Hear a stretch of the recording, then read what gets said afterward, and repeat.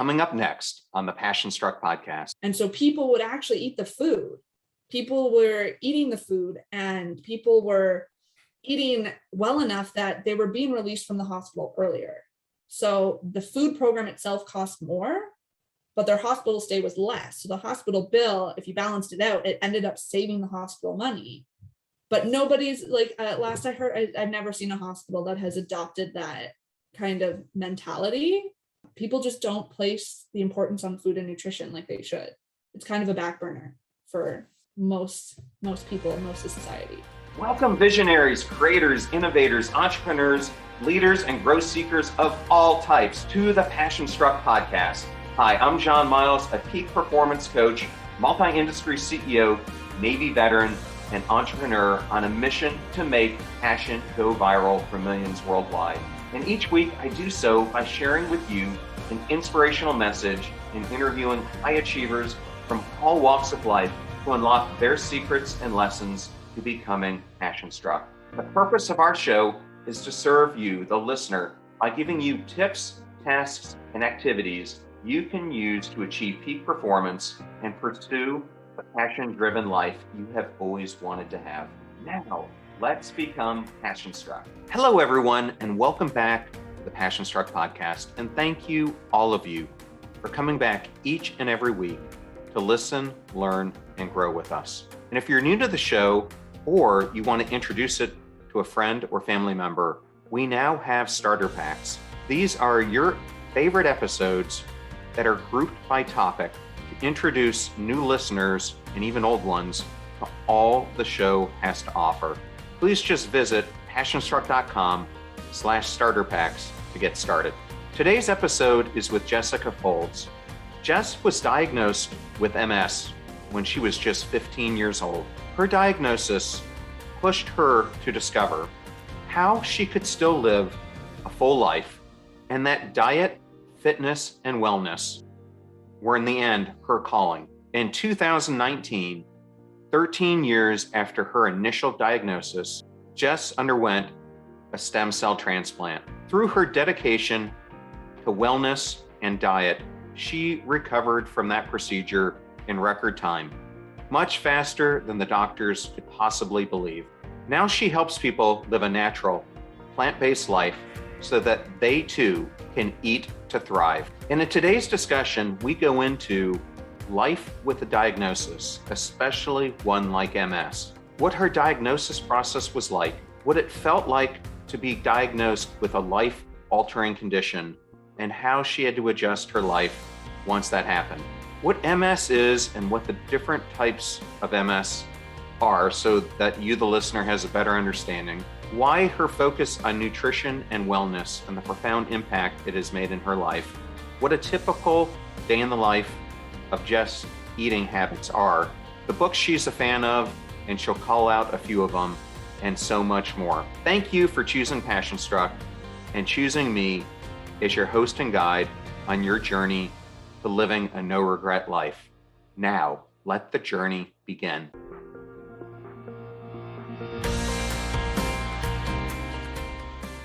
I am so excited to have Jessica Faulds on the PASSIONSTRUCK podcast. Jess, thank you so much for being here today. Thanks for having me. I'm excited. Well, I'm excited too. It's been a number of weeks since we last spoke, so it's nice to see your face again. And as we talked about before, we're experiencing about a 105-degree temperature difference between our two locations, Tampa and Calgary today. So I'm nice and warm, and you're nice and bundled up. I am very bundled up. Well, I thought a good starting point for the audience would be to take this story all the way back to its origin. And so you are in your teens and you start experiencing some symptoms that are completely abnormal for what should be going on with you at that time. Can you explain what was happening to you and kind of what were you thinking when it did? Yeah, so I was diagnosed with MS when I was 15, and it was a really crazy experience. The night before, I had been up playing computer games, and my cousin's boyfriend had gotten me a new computer game, and I was playing it, and I went to bed, and everything was normal. And then I woke up the Saturday morning And I had double vision and my left eye had frozen in place. So if you looked at me, my one eye would move normally and my other eye wasn't moving at all, which explained the double vision. And it really, really freaked me out. But it was a Saturday, so I was like, I don't have to go to school. And so I spent most of my Saturday just kind of like watching TV with one eye and trying to hide it from my parents because it had freaked me out and I didn't want to go to the hospital. And then that night I went out to dinner with my parents, so with my mom and my grandparents because my dad was away. And my mom looked at me across the table and she goes, "Why are you holding your head like that? Look at me properly." And then she saw my eye and she was like, "Cool. So we're going to the hospital." And my grandparents took my sister home and my mom gave me no choice. And we went to the hospital. And ironically, the song that was playing on the radio, and I remember this so clearly, was Double Vision by Foreigner. And my mom looked at me and she's like, "Huh, this kind of describes you right now." And I was like, "Thanks, Mom." So we went to the hospital. And the doctor actually just told me, he's like, "It's kind of a lazy eye. You played video games last night. Nothing really wrong. If it hasn't gone away by kind of Monday when you go back to school, then go see an eye doctor." And of course, it hadn't gone away by Monday. And so we went to see an eye doctor. We couldn't get into my normal eye doctor. So I had to go see this man I had never met. And that was an experience in itself because I remember him just shaking as he examined me and going, "Oh no, oh no." And then he looked me in the eye at 15 years old and told me I had a brain tumor and then walked out of the room. And my mom and I kind of sat there and we're like, my mom's crying, I'm stunned. She ended up having to call our family doctor, and our family doctor was reassuring my mom going, "You can't diagnose a brain tumor by looking at someone. So like bring Jess in the morning, we'll get it sorted out."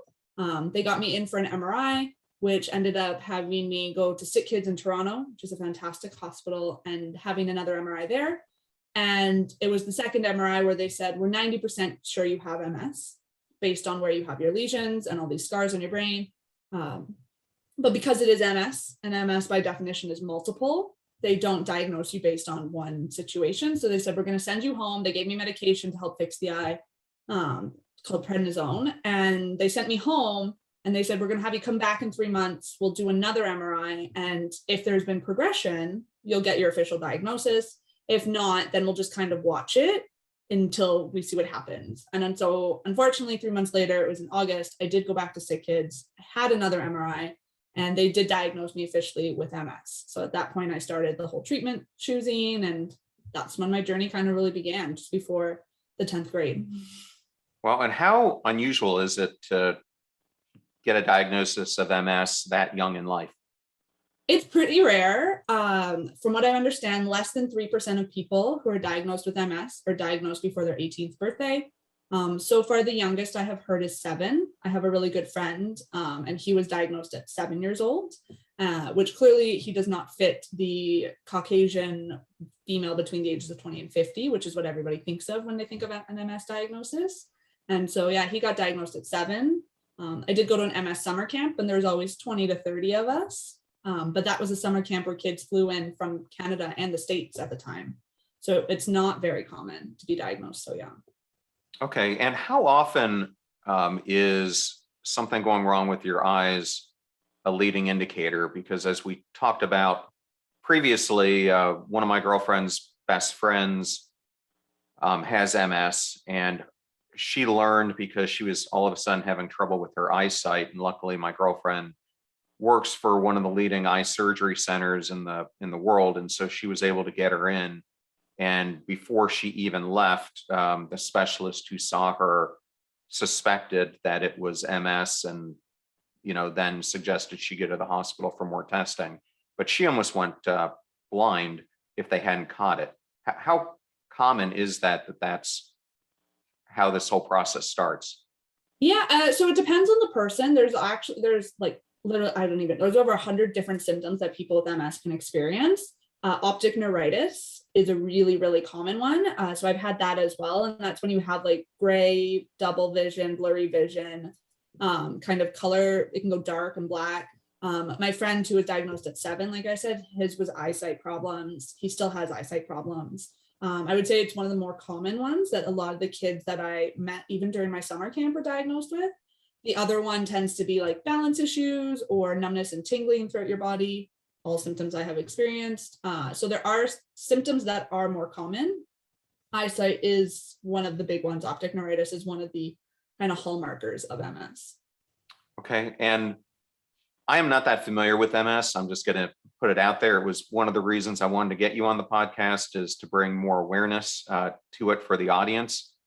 So if they're not familiar with MS and they just hear that term, are there different types of MS that you can have and different severity levels?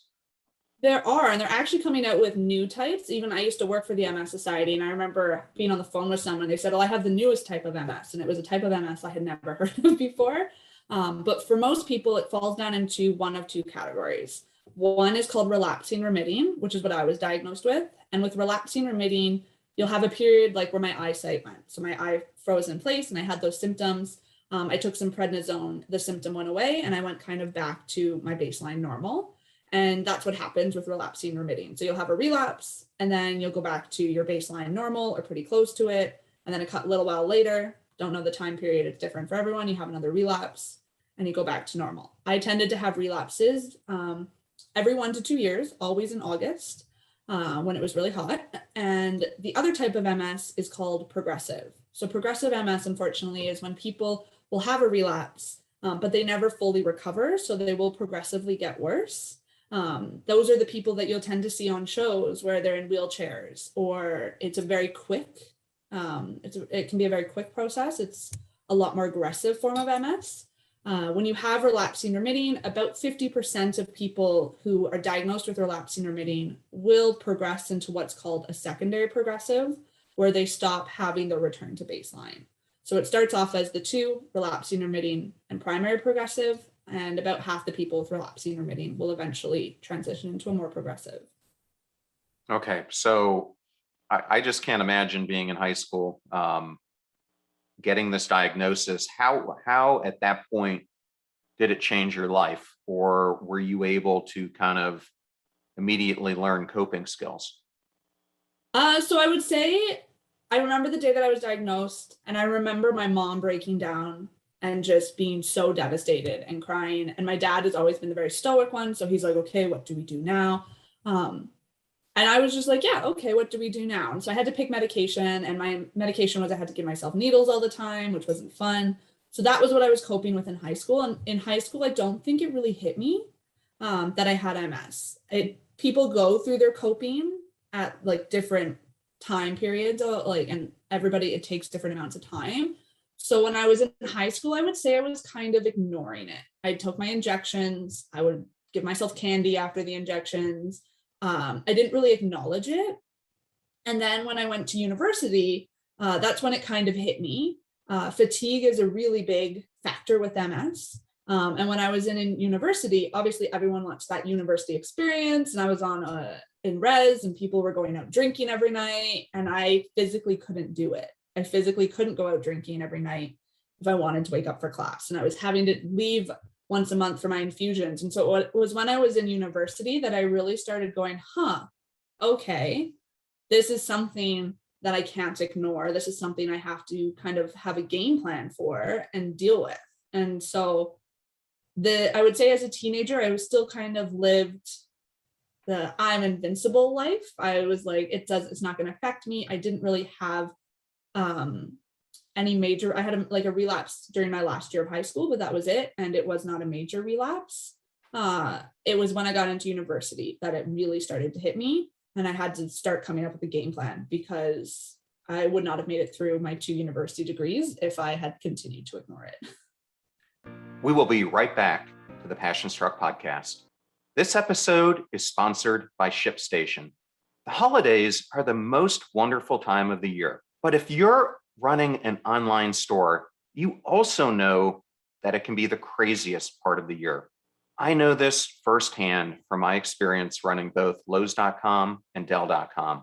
There's inventory to manage, orders to fill, and a growing list of stressed out customers who are waiting for their packages. With ShipStation, all of that hassle and stress that goes with managing these packages and their delivery goes away in an instant, leaving you with happier customers and more freedom to pursue your passion, which is running your online business.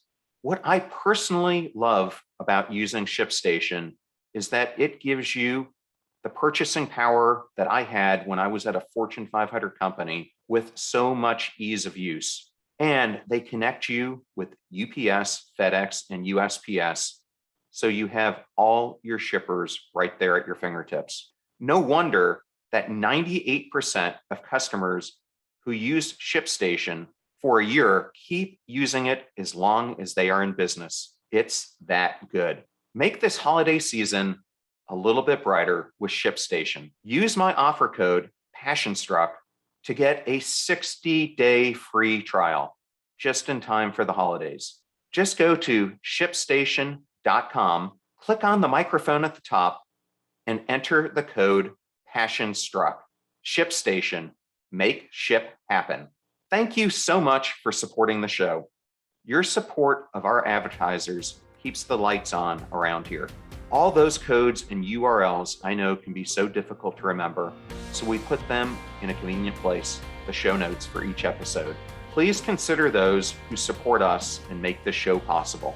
Now, let's get back to the PASSIONSTRUCK podcast. As we previously talked about, along this journey, when you're in college, you find that diet was going to change your life. How did that come about?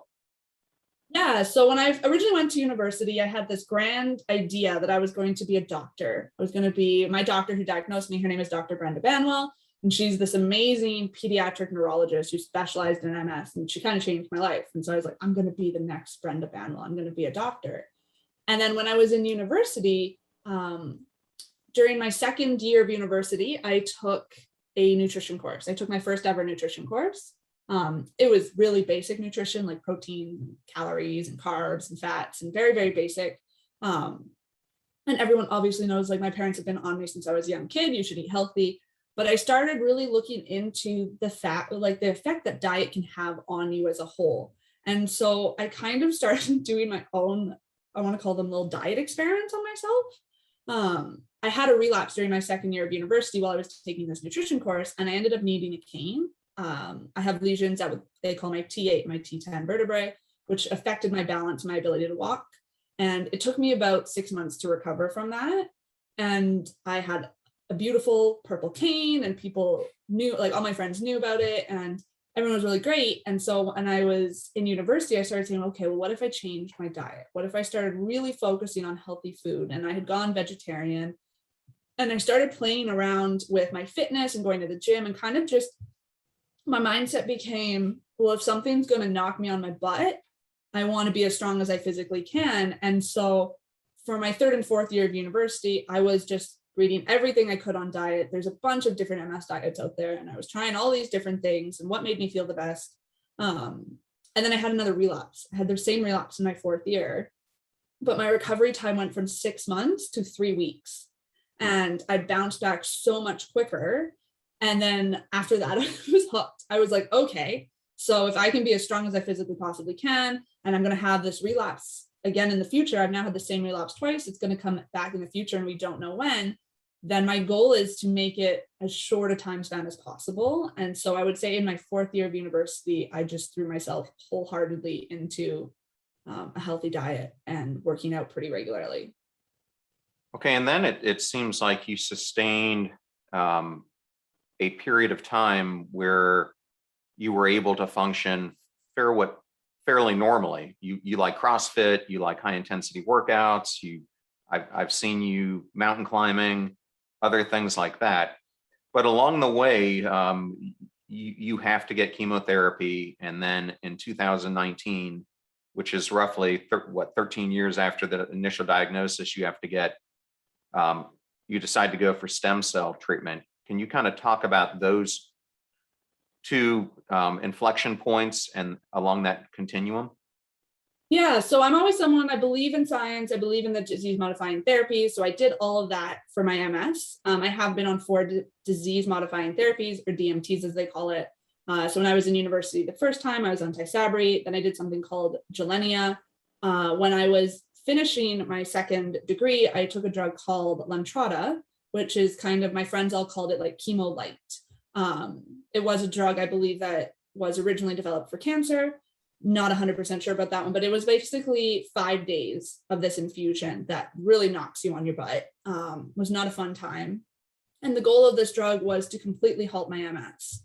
And at that time I had, even though I was doing my diet and my exercise, I was still having little flare-ups, but because I was so healthy, I was able to bounce back pretty quickly, and they weren't not taking me out for months.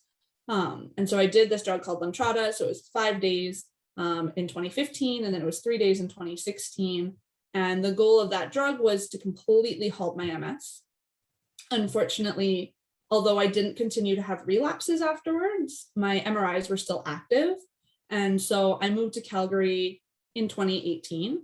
And when I moved here, my neurologist wasn't comfortable with the direction that my MRIs were going. He said, "You're doing everything you possibly can. You've taken all of the drugs." I took like the newest, the greatest. I was the first person to sign up for everything.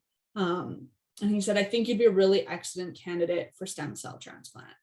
Yeah, and if we can we just stop there, because as I understand Lemtrada, there are your normal courses of treatment, and this is one where you're going to go bold, but there are inherent risks, but there could be big wins from it. Is that kind of? Yeah, Lemtrada was a drug that came out right around the time that I think I took it, and was made public, at least in Canada. And I think I was my doctor's first patient on it.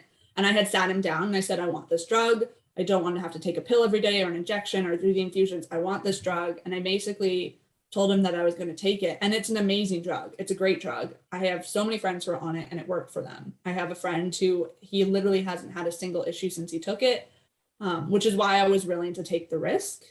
Unfortunately for me, it didn't work. Also, after my first 5 days of infusions, I ended up with something called necrotizing pneumonia and Legionnaire's disease. And I ended up in the hospital for 2 weeks. Again, bounced back a lot quicker than you would have expected. I was in the ICU for 4 days. I lost about 15 pounds, but I did run my first half marathon 3 months, basically to the day from being released from the hospital. And I did the mic drop with my Legionnaire's doctor because he had told me I should try walking again first. And I was like, I'm running the half marathon. And I did, and I went sub 2 hours, which was my goal. But it's a fantastic drug. It's one of, at least in Canada, we call them the big three. So the big three drugs are Lemtrada, Tysabri, and Ocrevus. And so I unfortunately did fail off of Tysabri. I failed off of Lemtrada, which when you bring it back to the stem cell, I could do the stem cell transplant or I could try the third drug. And those were my two options. There was no other option or way for me to progress in my treatment besides those two. And so you've had the stem cell treatment now, and what were the results of that? The stem cell treatment is by far the most intense thing I have ever done in my life. There's a lot of side effects that come from the stem cell transplant, one of them being menopause for women. I went completely bald. It does involve 11 rounds of chemotherapy in 8 days. That was the protocol that I did in Canada. It was quite the experience. They harvested my stem cells from myself. So that was part of the treatment, was they stimulated my stem cells, they harvested, and then I say they took them away and did some magical voodoo to them, because I have no idea what they did, but they did something and got them all ready. And on July 19th, they brought them back into my room. And what I can only explain is it reminded me of the scene in Indiana Jones when there's a guy being carried in on the shoulders of everyone else. They brought them in on this cart with 4 nurses and 3 doctors. And then they hook that up to an IV and they all sit there and they watch you and they just stare at you for 15 minutes. It was the most anticlimactic moment of my life. But the result was I have had no progression since I did the stem cell transplant. The stem cell transplant, like I said, it was I had one of 2 options. And I chose the stem cell transplant because when I talked to my doctor, I said, well, if Lemtrada didn't work and Tysabri didn't work, how different is the third one in the way that it works? Is it, I'm going to try the third one. I've already failed off on 2 of the 3. Am I just kind of pushing back having to do the stem cell? The stem cell transplant, it is known that the younger you do it, the better it works. So that's why I did decide to go the stem cell route. But it was worth it. I've had, like I said, I've had 0 progression. They did tell me to prepare to be sick for the entire year afterwards, which was quite scary. That was probably the scariest part of choosing to kind of go through it. But just like I did with the Lemtrada and the Legionnaire's disease, I was actually back in the gym 4 weeks post stem cell transplant, and I was boxing. So it was worth it for me, but it was very intense. And everyone I've talked to who has done it has had pretty phenomenal results. Okay, well, that's a great story. So it sounds like, in retrospect, you would recommend this to another patient if that was one of the options that they were being given. I would 100% recommend the stem cell transplant. It is an expensive treatment. Luckily, I live in Canada, so I didn't have to pay for the treatment here. But it is a very expensive treatment. It is a very intensive treatment. I had to have this sign off by 4 different doctors. I did an egg harvest so that if I want to, or when I decide to have kids, I can still have kids. So there were some downfalls to it, but as a treatment as a whole, I've shown 0 MS symptoms since. This year, for the first year, I don't even have an MRI booked. Well, that's amazing. And your story reminds me of a person I think I told you about who was on the podcast way early in the beginning, Cindy Hooper, who lives in Ottawa, but literally within 2 to 3 months of undergoing Whipple surgery from pancreatic cancer, she bounces back, is still on chemotherapy, and ends up doing the Whistler full Ironman. So you two are both amazing stories. One thing I did want to ask, because I think the medical system is so different in Canada than it is here in America. I would imagine all of these treatments cost hundreds of thousands of dollars. And in our system, probably a big component of this is going to fall on the individual to have to deal with. How is that different in Canada? So when I was diagnosed with MS at 15, I immediately started on a drug, and that drug cost about $40,000 a year. I think my parents paid what we call our copay. So it's basically what we have to pay Shoppers Drug Mart for giving us our drugs. I think it was like $5 every time I did my my prescription renewal. We pay like $5 or $6. It was not a big deal. Every single drug I have ever been on has been covered by insurance. The most I have paid is that Shoppers charges you $7 for your drugs. When it came to the stem cell transplant, like I said, the stem cell transplant here costs over $100,000, 100,000 Canadian dollars. I can honestly tell you that I did not pay a single dime. I didn't pay anything for my stem cell transplant. I spent 1 month in hospital in Canada. So and I had about 2 months of appointments. Like I had all the beginning stuff, even leading up to the stem cell transplant. I didn't pay for any of that. There was no cost to me for any of that. The only thing in the last 15 years that I have paid for out of pocket would be my egg harvest. That is the only thing that I decided to pay for or had to pay for. And I actually I qualified for a grant for that. So I think, if I remember right, I paid like $4,000 total for my egg harvest. We've been very, very lucky to, I never pay for any MRIs. I've had about 30 of them. I've never had to pay for any hospital stay. And so one time my dad and I sat down and we did the math. And I think all in all, if you count the stem cell transplant, it's been about 3/4 or $700,000.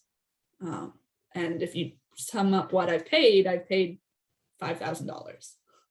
Wow, So that is amazing, and night and day compared to what we have here in our healthcare system, which obviously needs a huge overhaul. Thank you for sharing all that. Now, along this whole journey, you are finding, after the doctors are looking at you with kind of like bewilderment at how quickly you are recovering, boxing weeks after getting this done and doing a full workout. And so you finally reach this conclusion that it's likely because of your diet. Is that accurate? yeah. So one of the things that I've noticed the most. So when I was preparing for the stem cell transplant, I was like, I'm going to be as strong as I physically can. So I was out running 6, 7K, and I was doing weightlifting, and I was eating really well. And part of the stem cell transplant is they have to harvest your stem cells. So they do that by giving you these things called GCSF shots. And these shots are designed to basically pull your stem cells from your bones into your bloodstream. And then they kind of hook you up to almost like a dialysis machine that will harvest the stem cells. And so the first sign for me that I was doing something very right with my diet was when I was doing the harvest. One, my counts were through the roof. So the doctor said I'd come in with the highest counts of the day, which made it really easy for them to harvest my stem cells. But where they're harvesting the stem cells, there's me and there's another guy, there's another gentleman in there with me who was also going to be doing a stem cell transplant. His was for cancer. But he was this big, burly, tattooed, like blue collar, like super tough looking guy. And he leaned over to me and he said, how were your GCSF shots? And he actually compared his to being shot, which I don't know. I was like, I don't know how you're comparing yourself to that. I don't think you probably have ever been shot, but he said it felt like he had stabbing pains and massive bone pain along all of the bones in his body. And he said, I've spent the last 4 days in the fetal position at home. And he's like, you're a little girl. How did you handle it? How was it? And I looked in the eyes and I said, I ran 7 kilometers this morning. I didn't have pain. I had no pain. I had a little bit of bone pain on the tops of my foot. And I was like, but I also dropped something on my foot. So who's to say what the pain came from? So I had no pain and my counts were like insane. And I was still, at the time I had the port in my chest and I was still boxing, I was still eating. And then I did the whole stem cell transplant and I was just antsy. I said, can you take the line out? I want to go back boxing. Let's go boxing. When can I go boxing again? When they took the line out after 3 weeks, that's when they took the line out. And I immediately went to the gym. And I was like, I don't care if I can't do the 45-minute class, I'll do every other song or something. And I immediately got back to it. And the doctors, after they had released me from the hospital, you had to come back in like every day and then every other day. And then every third day. And so they slowly kind of drag out the time so you don't have to come back as much. And I could hear them in the hall fighting over who got to see me. They'd be like, oh, I want Jess. No, I want Jess. And there was 3 people looking after me. And so they would come in and they'd be like, so what did you do this like yesterday? What were you doing yesterday? I'm like, oh, I went for a run, or oh, I went for a walk. And like, I had bounced back so quickly that even when I was asking them, well, when can I expect to be having my hair grow back? Or when should I expect to return to work? Or when should I expect for all of these kind of major mile markers that they told me would be months in the future? They're like, we have no idea. You have recovered so much faster than anybody we've ever had do a stem cell transplant. And these weren't just doctors. I was like patient 5 or 6 who had done it for MS. These were doctors who had done it for cancer for years. And were some of the most brilliant doctors. And they said, we don't know what timeline you're on because you're bouncing back so much quicker. Like you were back in the gym within 3 weeks. I went back to work after 6 weeks and they had told me to prepare to be sick for a year. So that 100% I put down to diet. I had my mom bringing in food for me in the hospital instead of eating the hospital food. Like I said, no, I don't want the hospital food. Well, I have a next question, but I'm going to lead into it with the story of my sister. So for the listener, if this is the first time you've been on the podcast, a little bit over a year ago, my sister, completely out of the blue, started having unnatural fatigue, the worst she's ever experienced. Had just visited my parents, went in to get it checked out, and she thought that there was something wrong with her bile duct. It turns out that she had pancreatic cancer. So immediately they start, giving her chemotherapy, etc. And during this time, she also unfortunately finds out about 3 months later that it has metastasized to her liver.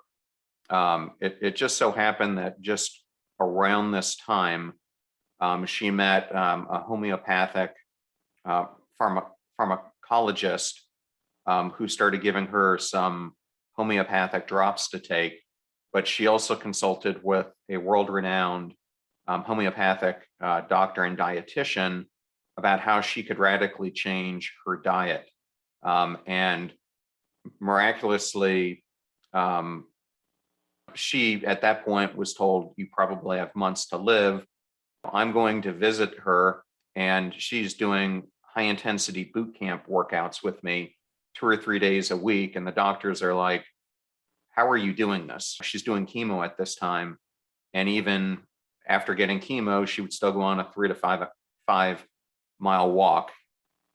Then a few months later, we're all pushing the doctors to do more testing. They finally do. It doesn't show up on the MRI. She got that done at one hospital. The doctors, MD Anderson, who were treating her, wouldn't believe it because they've never seen anything like this. We finally have to push them to do a group together. They do a CT scan. Long and behold, the cancer metastasis is now disappeared completely. She gets the Whipple surgery, and now a year later is cancer-free. But where I'm leading with this long-winded story is that there are two great examples of the importance that diet and fitness / exercise can have when you've got an illness like this. And my question for you is, why is no one talking about it? I don't know. I honestly couldn't tell you why people aren't talking about it. I think people are starting to talk about it. My own neurologist now, he tells me that because I am plant-based, I'm a vegan, he wishes that he could bottle me and give me to his other patients because he tells them you should be eating more plant-based. So I think some doctors are coming around to the idea of nutrition and to the idea of wellness as a whole being more than just here's a prescription. But I think that there's a lot of work to happen. I don't know what it's like in the States for medical school, but I know in Canada for medical school, I think all the doctors do like one day of nutrition. I don't think it's a major push. And I think that's a shame. I think that nutrition has kind of been lumped into this category where they're like, yeah, everyone should eat healthy, but there's no evidence or like there's no proof that vegan or plant-based or all these diets, like what's one's good for you. We live in kind of like a world where everybody wants to eat all of the protein is the big one that I hear as someone who follows a plant-based diet. They're like, well, how do you get your protein? You're not eating animals, you're not getting protein. But I think it's people look at nutrition as being expensive when it's not.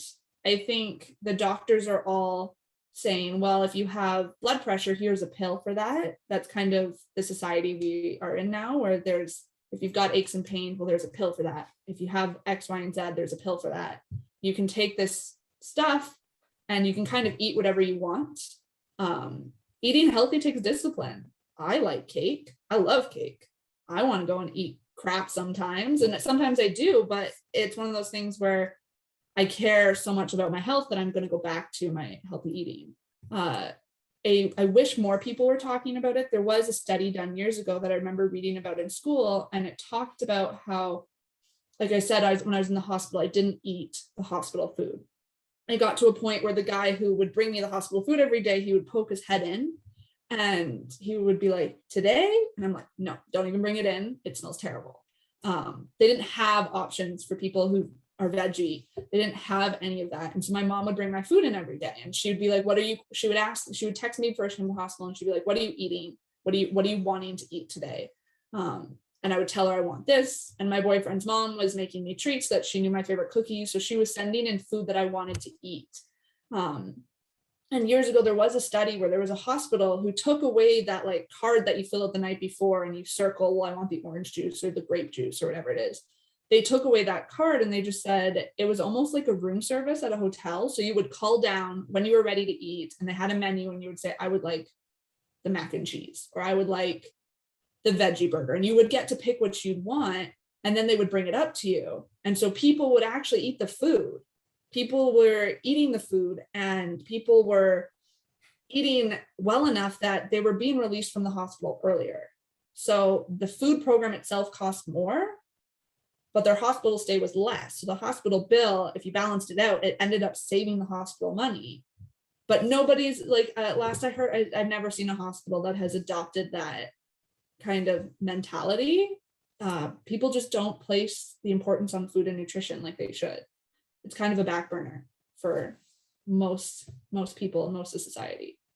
Yes, I remember when we talked last time, I recommended a book for you because I know you love to read, which I'm going to get into next, but it was by Dr. Stephen Gundry, who had spent 30 years being a world-renowned cardiologist and then came to the realization that when he looked at all his patients, there was one thing that kept coming back to him, and it was diet. And so it led him to do a tremendous amount of research on this and apply it to his own life, because at the time he was 75, 85 pounds overweight, lethargic, and he started implementing this diet, then wrote the book, The Plant Paradox, and now has written many others. But he's one of the few who's using his scientific backed research and experience to now combine it with the results. And when I talked to him, and he gave a diet to my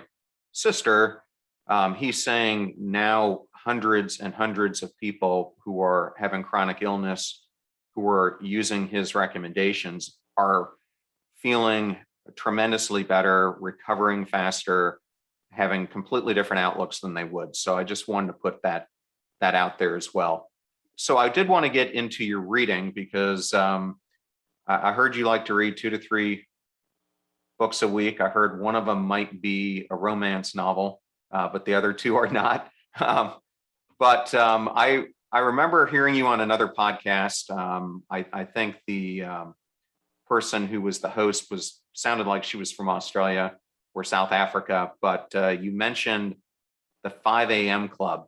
And I was hoping you could talk about that and whether you're still doing it. Yeah, so I do read 2-3 books a week. Right now, not as much romance novels. I'm kind of into crime novels. I like to read like the crime mysteries and see if I can solve it and like guess the ending. So I read those at night, but every morning I try to read 1 or 2 chapters from kind of like a personal development book. And the book that actually started it off was a book that is called The 5 a.m. Club. And it's a really cool book because it's not like a development book where it says you should do X, Y, and Z. It's kind of this book, and it's written so it's taught a guy who's taking these 2 people who are in the book through the 5 a.m. club. And it says every morning you should wake up at 5 and you do like 20 minutes of like thinking, and you do 20 minutes of your personal development book, and you do like 20 minutes of exercise. And yes, I am still part of the 5 a.m. club.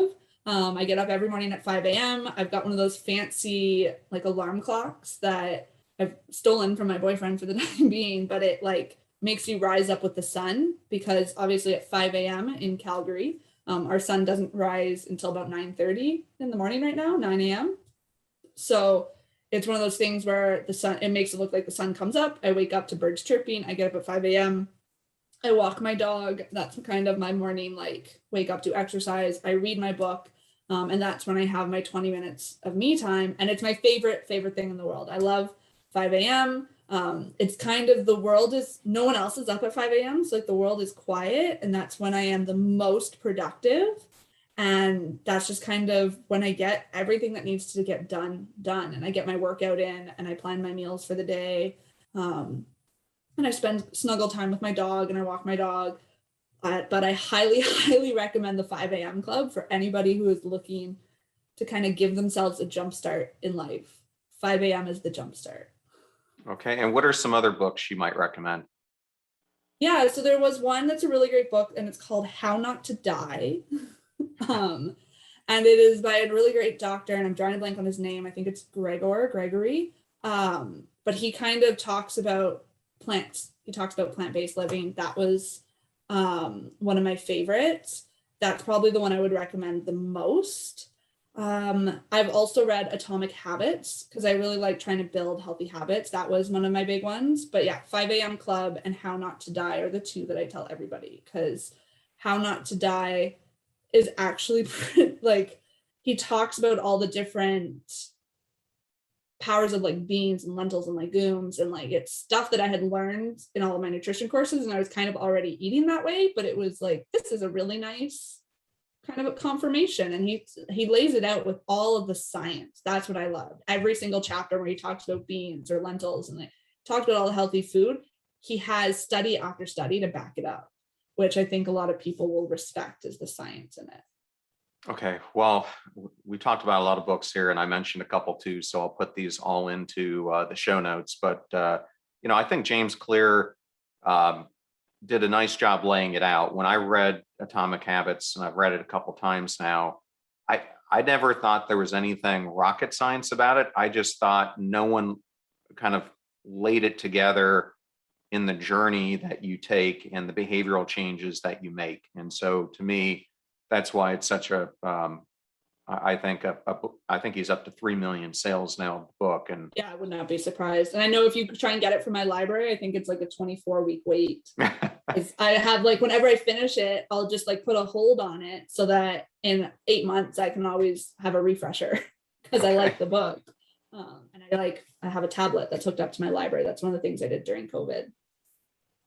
Well, I'm going to jump from there to, if a listener wanted to eat like Jess, what's eating like Jess in a typical day like?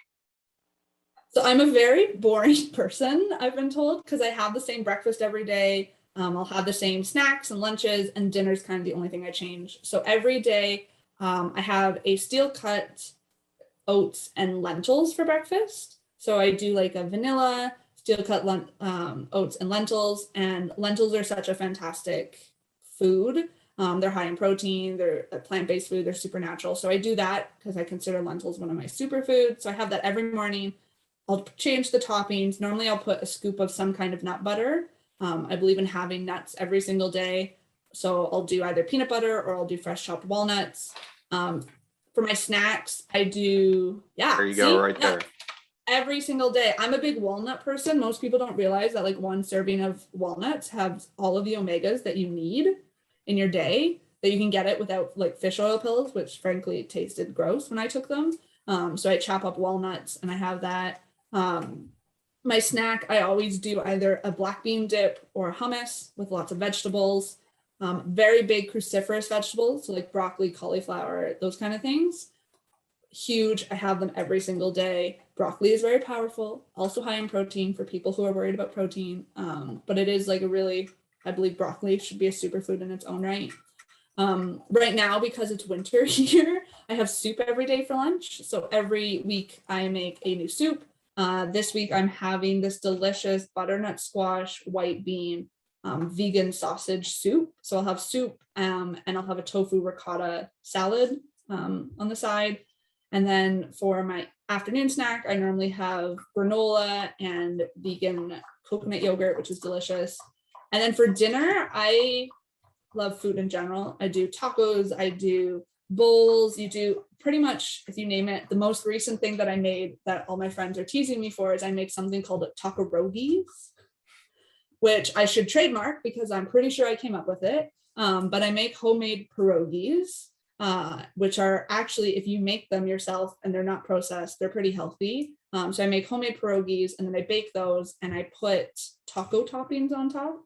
So I do a vegan cheese sauce. I've got like my TVP ground beef. I've got my vegetables and avocado and salsa and like all this great food. So it looks super delicious and sinful, but it's actually all homemade and completely healthy. So I do fun stuff like that. I try to basically minimize as much of the processed food as I can. The only thing that I have every day is 2 squares of pure dark chocolate, sea salt dark chocolate. I have those for my evening snack. And have an apple with peanut butter every day. But mostly if you're eating like Jess, it's a lot of vegetables. Very large numbers of vegetables. I spend a lot of money on vegetables every week. Okay, and what would be your biggest advice that you'd give a listener? My biggest advice would be to, one, vegetables, and to try to, I always tell people to eat the rainbow. So everyone gets like really hung up on spinach, or I have to eat kale, which is great. They're great foods, but I always tell people, eat what you love. I personally not a huge spinach person, so I'll put it in a smoothie, but you're not going to have me having a spinach salad. So I always say, eat what you like and eat the rainbow, because every different color does something different. Like white vegetables are for your immune system, and like yellow and orange are good for eyesight, and they're all good for different things. So if you eat the rainbow, then you're not going to miss out on kind of key nutrients. Then I also tell people to have your beans, lentils, and legumes, because everybody seems to be really afraid of beans. People are like, oh, if I have beans, I'm going to be really gassy. Fun fact, if you rinse your beans really, really well, you won't be. And they are so good for you. There's beans, lentils, legumes, tofu, all of that. The more plant-based you can eat, the better. I won't tell Dr. Gundry you said that, because he's like Mr. Anti-legumes. I love my beans, my lentils, my How Not to Die, very big on beans and lentils. Because that's for me, that's where I eat beans, lentils, and legumes every day. Okay, well, thank you for sharing that. Well, I wanted to go to kind of a fun part of the interview. I'm going to just ask you some general fun questions. So the first one would be, what are 3 things in life you couldn't live without? Chocolate, 100% would be chocolate. I could not live without my boxing. I started boxing 5 years ago and took it, like, completely changed my life. I should probably say my family, but also my dog. My dog Nutella is at my feet, and without her, I would not be me. She's my mountain climbing partner. Okay. If there was one motto or a mantra that you have and you practice it, what would that be? Am I allowed to swear? You can kind of paraphrase, because we have kids on who watch this. So I always just say, F it, what's the worst that can happen? So it's kind of my motto to just go like, okay, screw it, what's the worst that can happen? Let's do this. I had that motto when doing Lemtrada. I had that motto when doing the stem cell transplant. Every kind of idea that I've ever had, I just say, screw it, let's try it. What's the worst that can happen? And so far, nothing too terrible has happened. So I just go, screw it. What's the worst that can happen? Climb that mountain. Let's do this. Okay. If there's a person, alive or dead, that you have never had the chance to meet, but you could, who would it be and why? I would want to meet it'd be one of 2 people. I'd either want to meet Steve Prefontaine, who is a very famous runner. I used to watch his movie when I was growing up, and everyone always said, run like Pre, and he would run out in front and take on more pain than anybody. And I would just want to ask him how he did it. How did you have the mindset? Because you were crazy and amazing. And the other one would be selfish and be Bon Jovi. I've seen Bon Jovi play live 3 times with my dad, and huge Bon Jovi fan. So if I could, I would love to meet Bon Jovi. Okay. Okay, and then the last one is, if you got the opportunity to be selected to be an astronaut, and you were on the inaugural mission to Mars, and they told you that all 5 of you who went on this mission could make one law that would stay permanent for Mars, what would yours be? I would make Mars plant-based. I would say, like, cool, we are now a plant-based planet. I'm vegan for a number of reasons, but for health in general, I think the world would be a better place. People's health in general would be better with plant-based. And so I would say, let's make the whole planet plant-based. Well, it's interesting. I probably need to eat more of a plant-based diet than I do. I do eat a lot of plants. But when I got COVID, I lost taste for, I don't know, six to 8 weeks. And it's amazing when you can't taste. I wasn't eating any junk food. In fact, I wasn't even eating that much meat. I was eating like lots of things I normally would, like plants and fruit and other things as my primary diet. So it's interesting that when your body doesn't crave the taste, what it instinctively goes for, which even I think when I tells was you a going lot. through chemo, like before I went through chemo, I was plant-based, but I still had meat a little bit. Chemo was the nail in the coffin for me. My body absolutely rejected all things meat. And so if people don't like the taste of vegetables, I tell them that they haven't found the right vegetable and they haven't found the right spice yet. don't be afraid of spices. I've got 65 different spices in my cupboard right now. Yeah, spices are good. I love to cook, so you can't ever have enough spices. I'm always buying new ones. So I know you like to help people and coach them on diet. So if someone wanted to get a hold of you, and I'll put this in the show notes, what are some of the best ways that they can? Yeah, so I shared my entire journey from bald Jess to chemo Jess. There's pictures of me crying. There's pictures of me celebrating on my Instagram, All the Right Bites. My Instagram is All the Right Bites. I have a program called Eat to Thrive that I'm actually launching in the new year. And in the new year, we're going to have a recipe database so people can actually eat like Jess and have all of the recipes that I live off of every day in it. So they can do my Instagram. You can find me on Pinterest, All the Right Bites. You can find me on my website, alltherightbites.ca, because I'm Canadian. And pretty easy if they just search Jess Faulds as well. I know there are other Jess Faulds because someone else got the Gmail email before I could, but I think I'm the first one that comes up. Yes, with my name, it is very difficult to get the first of anything, especially because there's this famous English rock star. So it's like impossible to compete against him when it comes to Google name recognition. So I understand that completely. Well, Jess, thank you so much for being on the podcast. It was a great episode, and thank you for sharing and being vulnerable with your story. Thanks for having me. This was a lot of fun, and I'm only a little bit mad at you for being down there in the nice weather. Well, I love skiing and I love snowboarding and those things, so I wish I could be up there at times as well. Well, we got lots of snow. If you go to the mountains, there's tons. Okay, well, I will have to remember that for later in this winter. Well, thank you again. What a great episode that was with Jess Faulds. And I wanted to highlight a few episodes that we talked about on the show so you had them as a reference point. The first is episode 10 with Canadian pancreatic survivor Sydney Hooper, who did the impossible and completed a full Ironman triathlon while she was still on chemotherapy. And I also wanted to highlight episode 75 with world-renowned neurologist Jay Lombard, who talks about how he is taking an integrative approach to solving neurological disorders such as MS. I also wanted to let you know that in the show notes and also on our book list, I'll put several of Jess's book recommendations, including The 5 a.m. Club, Atomic Habits, and The Plant Paradox by Dr. Steve Gundry.